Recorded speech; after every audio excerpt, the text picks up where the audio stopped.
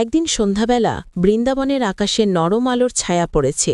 মা যশোদা উঠোনে বসে দই মথছেন, আর ছোট্ট কৃষ্ণ তার কোলে মাথা রেখে খেলা করছে। হঠাৎ কৃষ্ণ জিজ্ঞেস করল, মা, আমি কার ছেলে?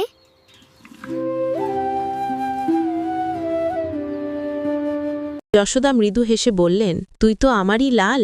কৃষ্ণ কিছুক্ষণ চুপ করে রইল, তারপর মাটির দিকে তাকিয়ে বলল, তবু সবাই বলে আমি নাকি গোকুলের সন্তান নই, আমি নাকি কোথাও বুড়ে জন্মেছিলাম। যশোদার হাতে ধরা দইয়ের দণ্ডটি থেমে গেল। এক মুহূর্তে তার চোখে জল এসে গেল। তিনি কৃষ্ণকে শক্ত করে বুকে জড়িয়ে ধরে বললেন, যে দিন তোর মুখে প্রথম মা শুনেছিলাম, সেই দিন থেকেই তুই আমার সব। তুই কোথা থেকে এসেছিস তাতে আমার কিচ্ছু যায় আসে না, তুই আমার হৃদয়ের সন্তান। কৃষ্ণ চুপ করে মায়ের চোখের জল মুছে দিল ছোট্ট আঙ্গুলে, বলল, মা, আমি প্রতিশ্রুতি দিচ্ছি, যত জন্মই হোক তোর কোলে আমি ফিরে আসব। সেই রাতে যশোদা যখন কৃষ্ণকে ঘুম পাড়াচ্ছিলেন, তার মনে হচ্ছিল যেন এই সন্তানটা তার নয়, তবু তার প্রাণের থেকেও আপন।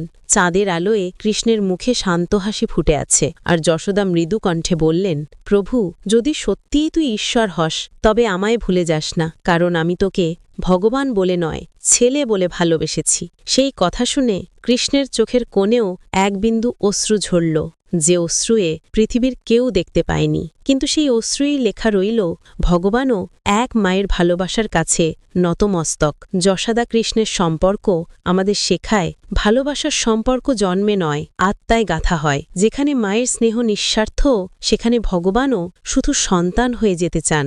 জয় শ্রীকৃষ্ণ।